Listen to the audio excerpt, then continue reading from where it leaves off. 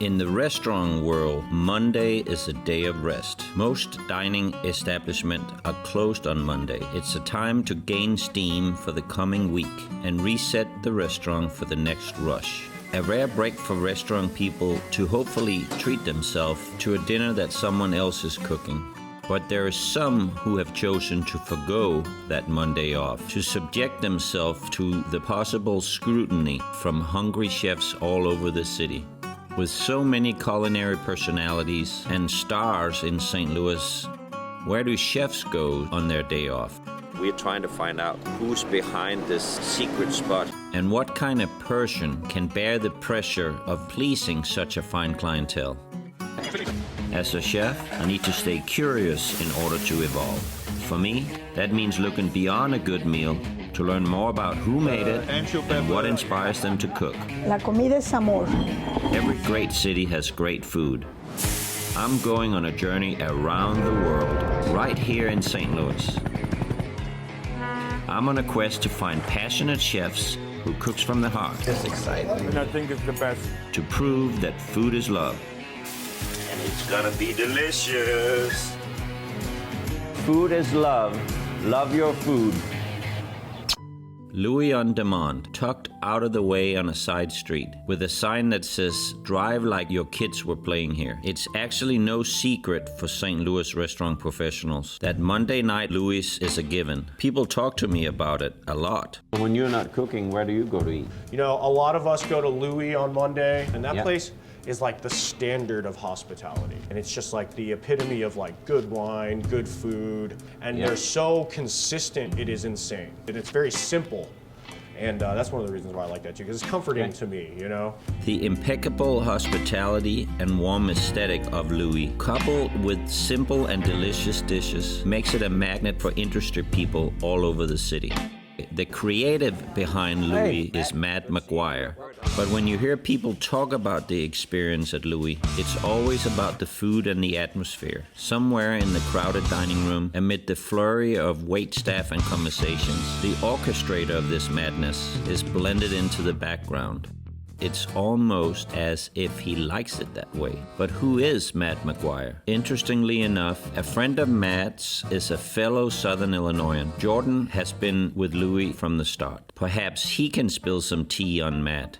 You're the face that, you know, everybody says hello to when they come in here, right? Yeah, I'm your typical greeter at the door. Yes. We have something in common. I'm from Southern Illinois. You're from Southern Illinois. Born and raised Southern Illinois. I know. The industry professionals that I know, they're all saying this is the place to come on Mondays. Yeah. And we're sitting here now, it's Monday, so it'd be a busy day today? It's going to be a very busy night tonight. Basically, there's so many places in St. Louis that are closed on Mondays. Mondays can actually be one of the busiest days out of the week for us, surprisingly. What I find interesting about Matt is he's not self-promoting, you know, so it's not like Louie, it's all about Matt McGuire. He likes to stay kind of back in the hidden part of it. You can find him on any given night, reading tickets and slicing Parma ham on this cool and very expensive slicer. But the first time I was in here for dinner, before I actually met you, you were up here slicing. Yeah. So you do a lot of that slicing? Oh yeah, 6 days a week. The talk is that motorized slicers move really quickly and you don't get the cut of the fat as nicely. Okay. I don't know if that's true. I just think it's aesthetically pleasing. Yeah. For sure. An electric slicer goes very, very quickly, right? In the wheel, you can go as slow or as fast as you want, and it's not gonna change what the cut is. Like the curator of a lost art, slicing transparently thin pieces of salty goodness to be enjoyed by the grateful group of followers that regularly comes here to eat well. So the first time I here, I remember I had fresh peaches and prosciutto, and I mean, it doesn't get any better than that. We try to make a big deal out of it and let people know, because anything that's wonderfully seasonal, you get this huge load of it and then it's gone. Wow, that is beautiful. Oh yeah. You just like Italian food? I just like the food because of the straightforwardness of not standing in the way of the ingredients, and this is the purity of ingredients and all about like tradition of execution, like how it's made, what you use. It's not really about a complicated recipe. It's about learning a technique Yeah. using very good stuff, and that's where my interest lies. So starting with garlic, we poach it in olive oil, a bunch of basil, fresh picked. These are cherry tomatoes that we just cut in half and then roast in the oven with just salt and olive oil. And if you want, they just kind of taste like candy, like really sweet. And then we do burrata, the basil, the burrata, rest of the liquid from the tomatoes. That's what brings everything together.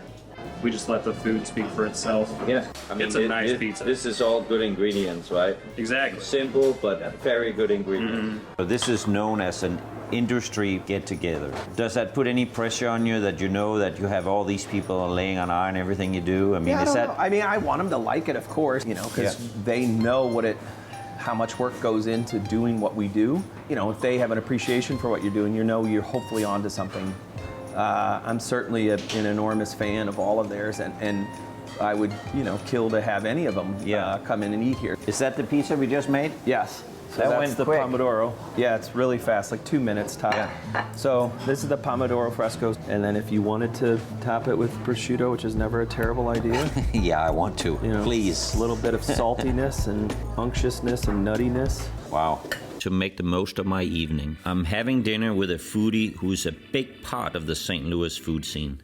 Ashley from STL Foodies. Thank you very much for meeting me here, Ashley. As the curator for STL Foodies on social media platforms and the brainchild behind the STL Foodies website, Ashley has become an ambassador of great food experiences. Her opinion of a place means a lot, so it all sort of checks out that Louie is her favorite place on the list. When they first opened, I just started coming here a lot to eat, and it quickly became my favorite restaurant. Delicious food, great atmosphere, and the best service I've ever had.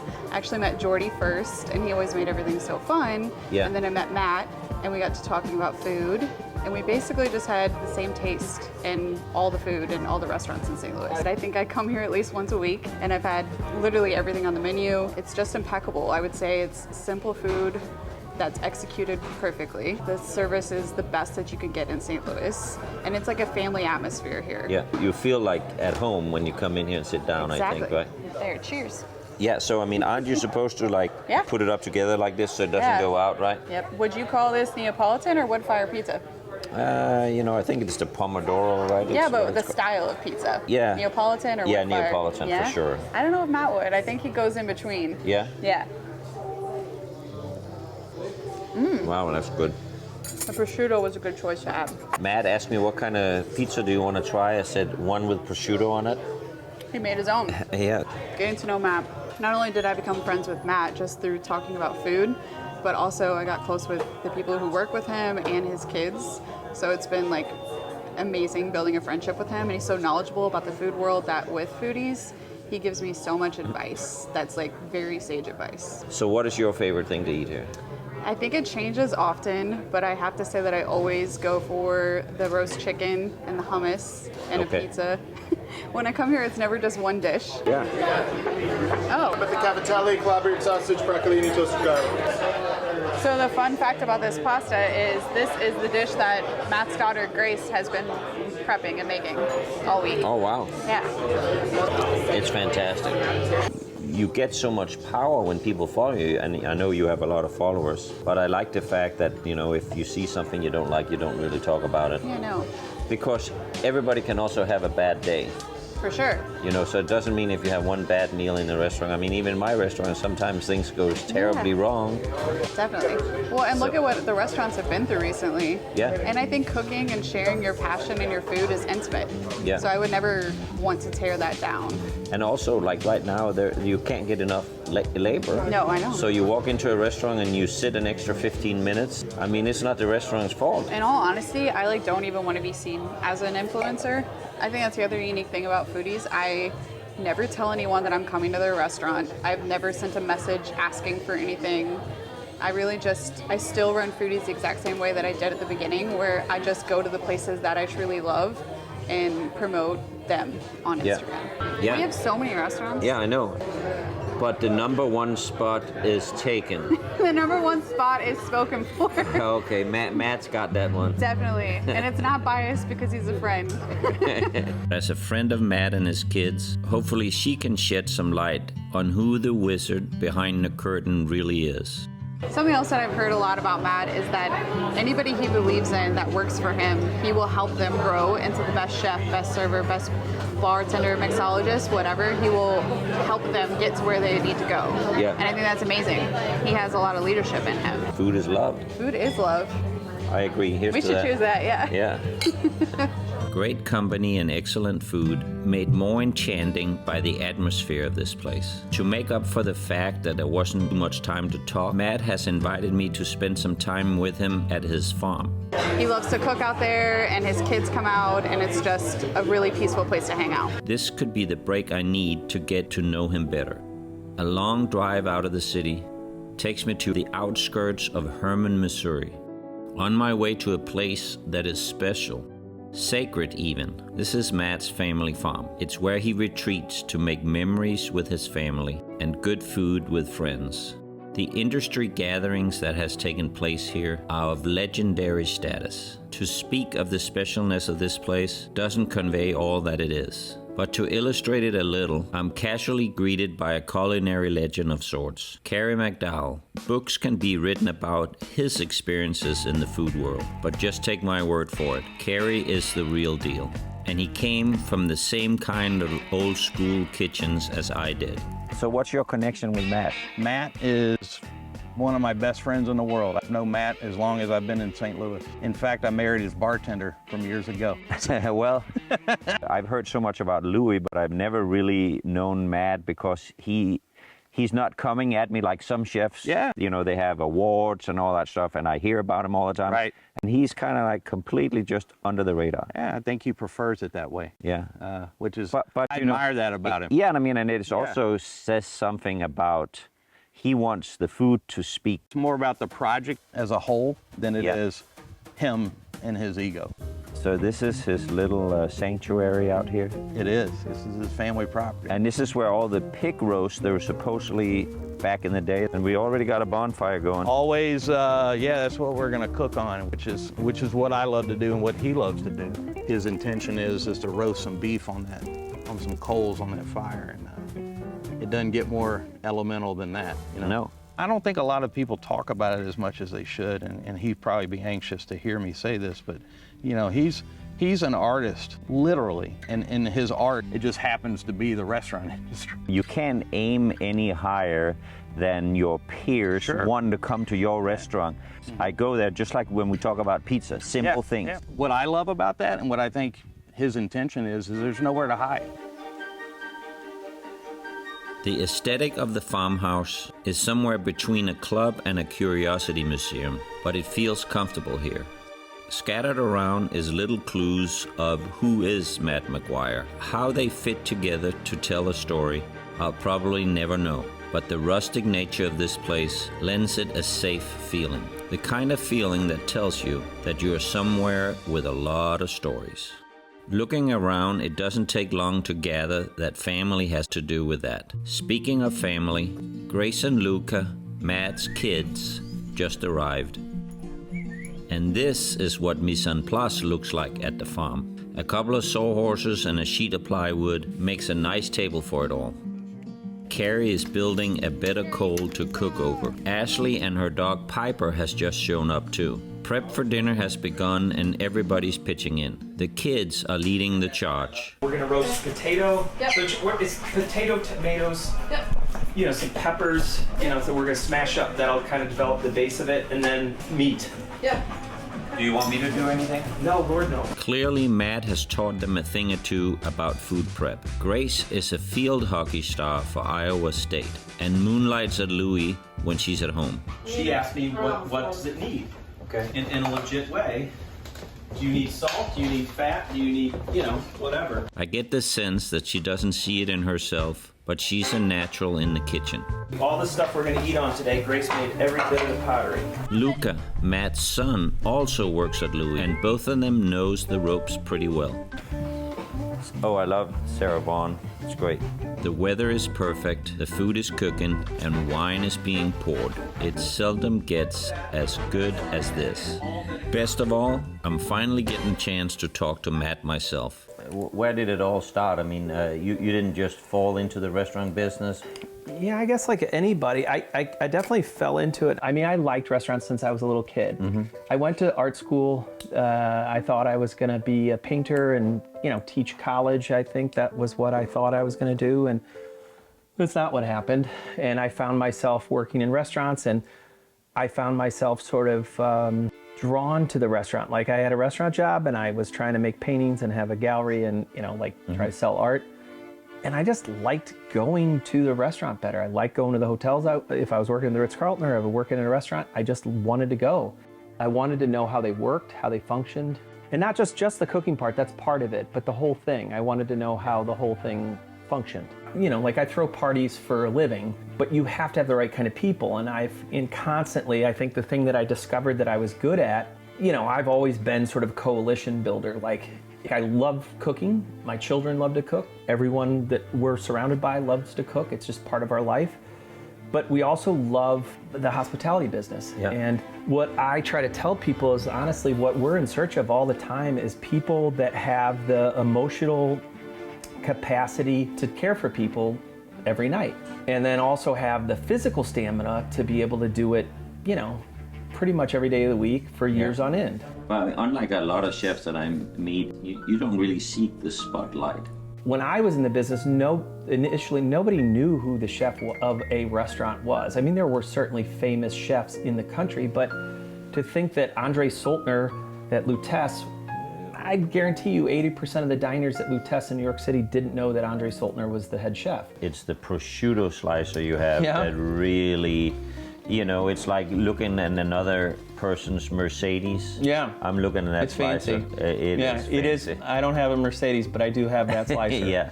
I think it's better than having a Mercedes. Yeah. Yeah. So I really believe that the restaurants that or food places are most successful that reveal their work. Meaning, like, I think historically we used to bury all the work in the back, and that's just because dining has changed so much. I had plenty of people tell me, don't put your pizza oven down there, use that for seating. And I was like, no, I need to have activity. I need people to see stuff. It's essential to have the work be revealed. When I was a kid, my parents, they were going out to eat prior to going to the theater or whatever, or a show, or they would eat after going to the symphony or the theater late. Eating out now is the thing. It's the whole night. I really think the kinesthetic, the sort of activity part is essential to the place, meaning you have to have activity. You're a chef. Mm-hmm. Carrie's a chef. I'm a restaurant guy. I'm not a chef. I'm not interested in that. I'm far more interested in providing consistent, straightforward things that are known. And the thing that I kind of really, I think, got into is the psychology of what it is to take care of people, and then have the ability to do it for a sustained period of time. You have to be the right kind of person. Cheese, wine, more food on the way. I can do this every weekend. I mean, I really like it here. And Matt is such an accommodating host. You get the sense that he likes to take care of people. After disappearing a little bit, Matt reappears with some clay targets and all the swagger of a skeet shooting pro. Usually, this is the part of the episode my producer shows me getting hurt or making a fool of myself. However, today, I am determined to show off my skills instead. So Chef, you're loading one. I'm gonna throw a target out there after you call for it. You Okay. get it on your shoulder, get your head down. Okay? And I'm gonna try to just throw it out, as straight as possible, but Okay. when you call for it, I'm gonna throw it. So what do you want to say? Pull? Pull. Yeah. Okay. Pull. Good.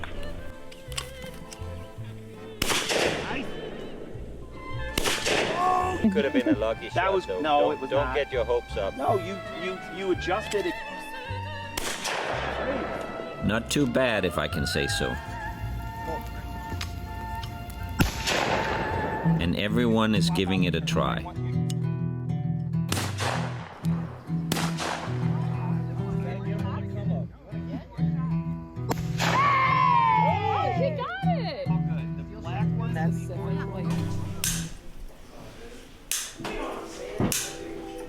The food is ready and we are hungry.